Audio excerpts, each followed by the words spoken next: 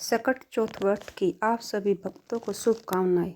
सकट माता और गणेश भगवान की कृपा आप पर सदैव बनी रहे।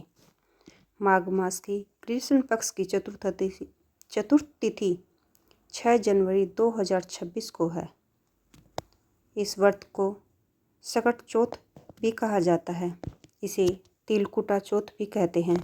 इस चौथ को माँ की चौथ भी कहा जाता है, जिसे माताएं अपने पुत्रों की लंबी आयु और सुख समृद्धि के लिए करती हैं।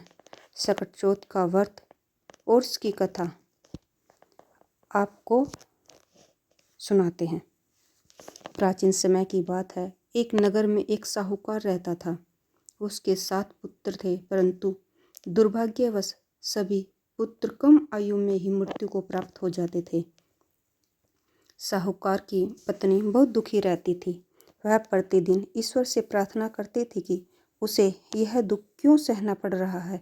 एक दिन उसे एक वृद्ध स्त्री मिली, जिसने उसे सकट चौथ व्रत करने की सलाह दी। उस स्त्री ने कहा कि यह व्रत माताएं संतान की रक्षा और दीर्घ आयु के लिए करती हैं। इसमें भगवान गणेश और सकट माता के विशेष पूजा की जाती है। बहू ने पूरे विधि विधान से माघ कृष्ण पक्ष की चतुर्थी को सकट चौथ का व्रत रखा। उसने दिन भर उपवास किया। संध्या के समय गणेश जी और सकट माता की पूजा की, कथा सुनी, चंद्रमा को अर्घ देकर व्रत खोला। व्रत के प्रभाव से पुत्र की प्राप्ति हुई।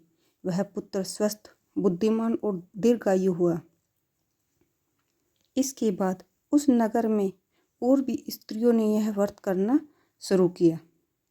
जिसकी संतान को कष्ट था, उन्हें भी इस व्रत से लाभ मिला। इस प्रकार सकट चौथ का व्रत करने से संतान पर आने वाले संकट दूर हो जाते हैं, घर में सुख शांति आती है और गणेश जी की विशेष कृपा बनी रहती है।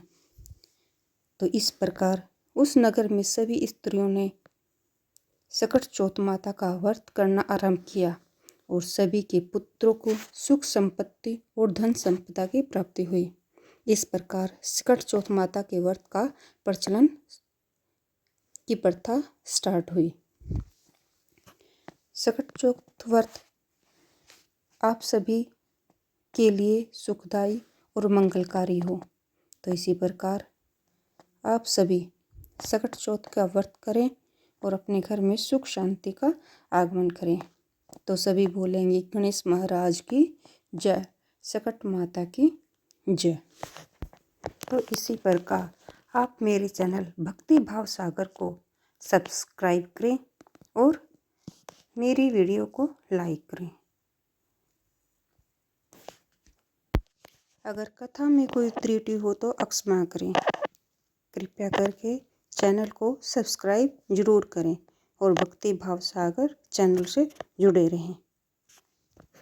और आपके लिए सकट चौथ माता का व्रत मंगलकारी हो और शुभकारी हो। और वीडियो पर आने के लिए धन्यवाद। आपसे दोबारा फिर प्रार्थना करते हैं कि चैनल को सब्सक्राइब जरूर करें और हमें सपोर्ट करें। भक्ति भाव सागर चैनल को आगे बढ़ने के लिए प्रोत्साहित करें। धन्यवाद।